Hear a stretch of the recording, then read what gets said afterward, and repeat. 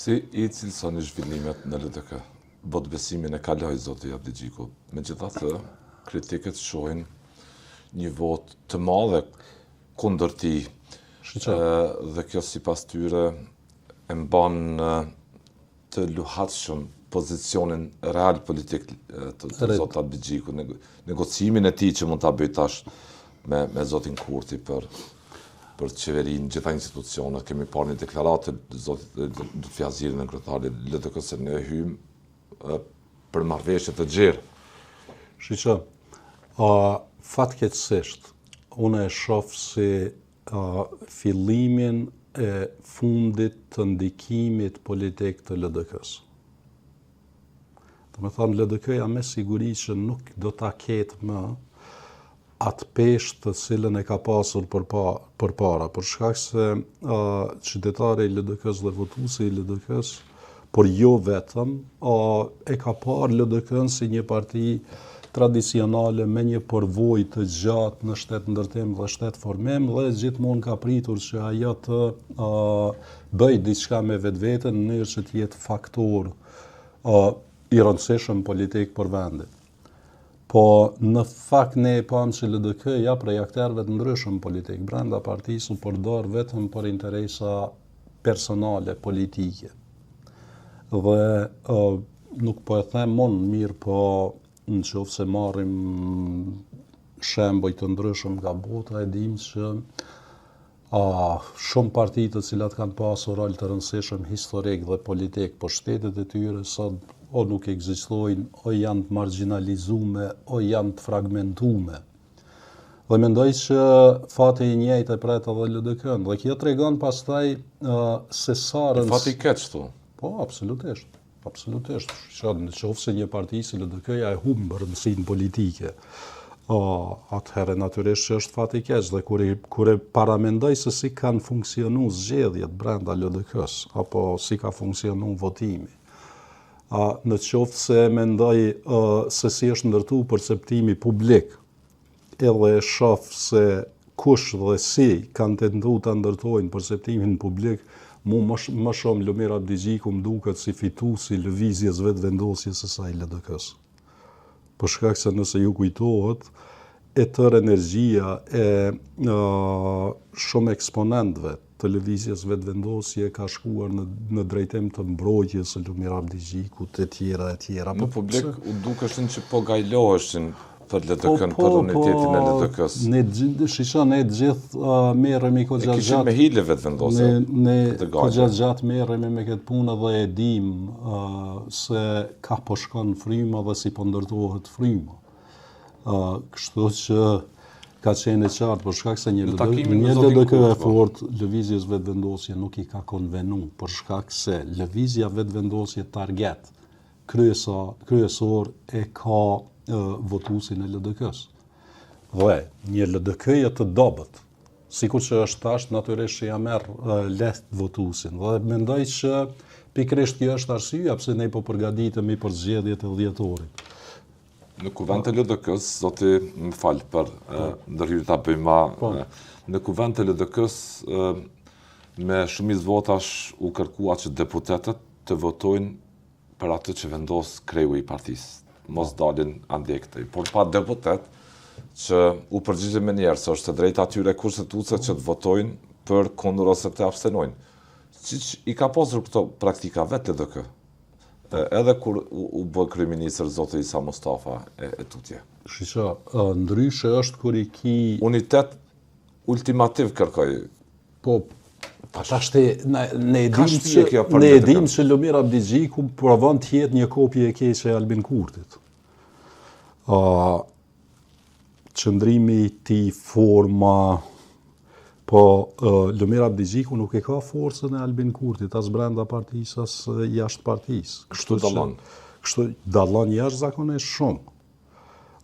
Tashti ne mund ta kritikojmë Albin Kurtin për politikën të cilën e ka bërë gjatë këtyre 4-5 viteve.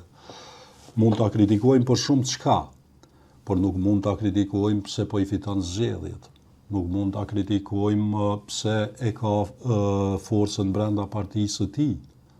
Do thotë delni jo, po në matë meqëm, munën në regull është. E tashte, ne mund t'i kemi 100 probleme me të për politikë bëmjen shtetërore. Por atë, mund vetëm të themi mësonu prej Albin Kurtit se si fitohen zgjedhjet. Aktualisht, sikur që kena thonë një vakt mësonu prej Hashim Thaçi. Do të thotë njeri e ka forcën politike dhe tani e ka qaq forcë politike që po ndikon edhe me një parti sikur LDK-ja. Do të thotë një strategji kështu briljante për ta jo vetëm për të fitu, por për ta kap edhe votuesin e një partie tjetër, sikur që është LDK-ja. I knaqe egot personale të një individi apo një akteri politik, apo 2, apo 3, apo 10 e parëndësishme, por në planin afatgjatë e shkatron një parti. Një parti që ka një histori dhe një domethënie.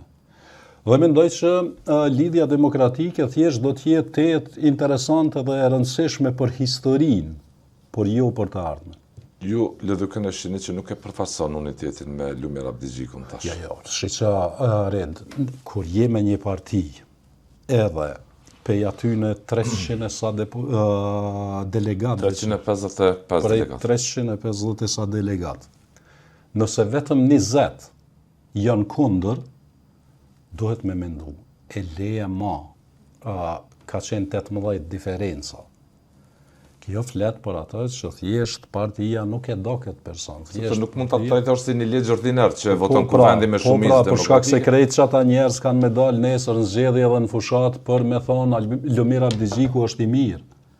Edhe ndryshe është kur thojnë gjithë Lumir Abdigjiku është i mirë, ndryshe është kur një shumicë thot i mirë, po një shumicë tjetër thot gati gjysma. Po.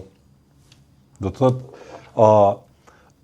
Lumir Abdigjiku është i predispozuar në qoftë se del në zgjedhjet e ardhshme për mi humb zgjedhjet edhe më keq sa që i ka humbur. Kjo është gjendja e tij. Kjo klima e LDK-s. Absolutisht po. Kjo është ndarja që pret Në qoftë se ti del në rrugë edhe e sheh një militant të deri taneshëm të LDK-s, i cili flet për situatën politike, po kur vje puna të zgjedhjet, thot nuk e dia e votoj PDK në VV-n, do të thot ai mo nuk është në LDK. Për një parti uniteti ka rëndësi të madhe. Absolutisht. Nuk mund të trajtohet votbesimi si një çështje e rëndom siç ndodhet me qeverinë në kuvend.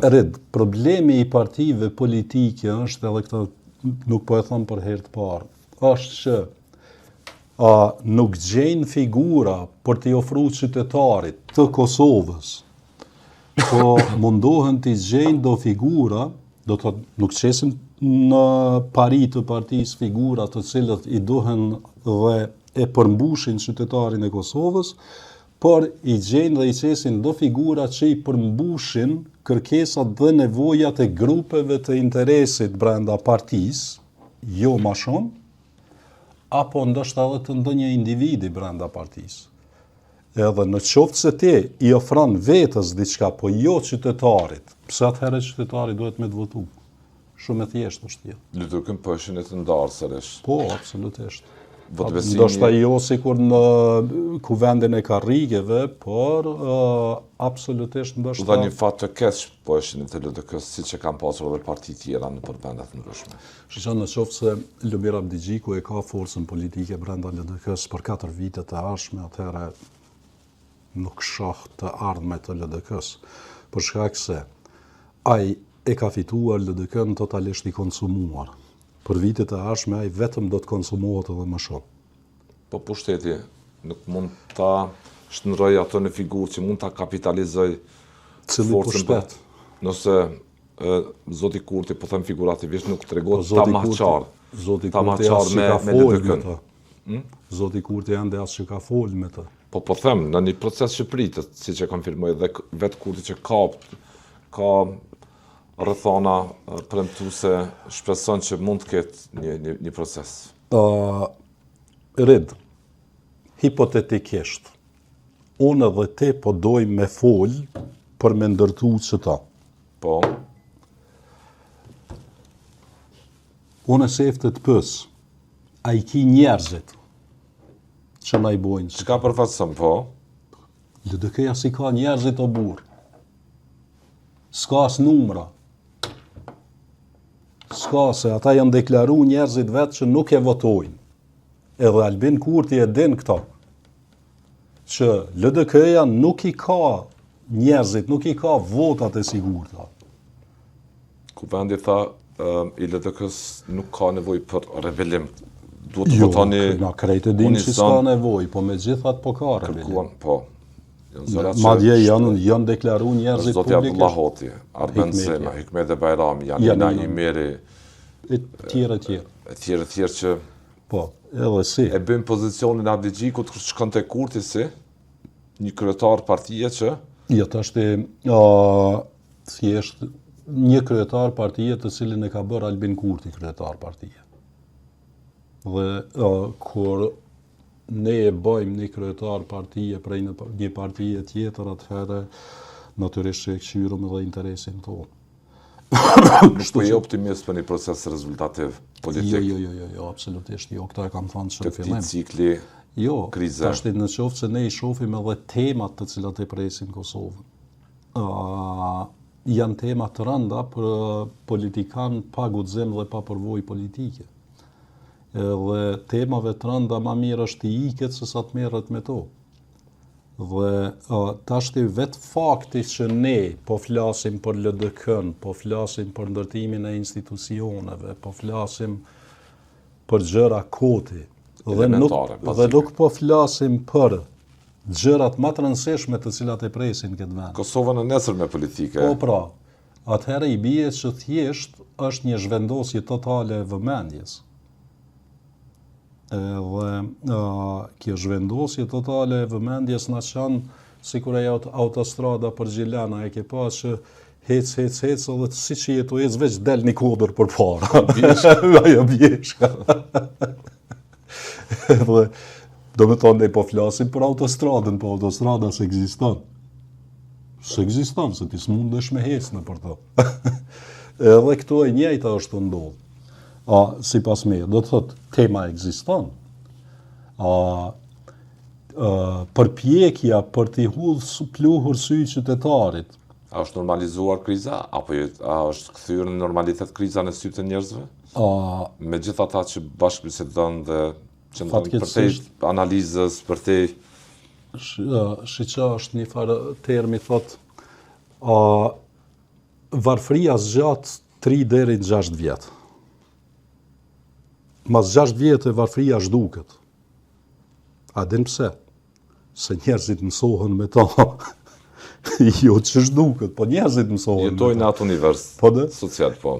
Edhe unë e kam përshtypjen që kena fillu më mësu me këta.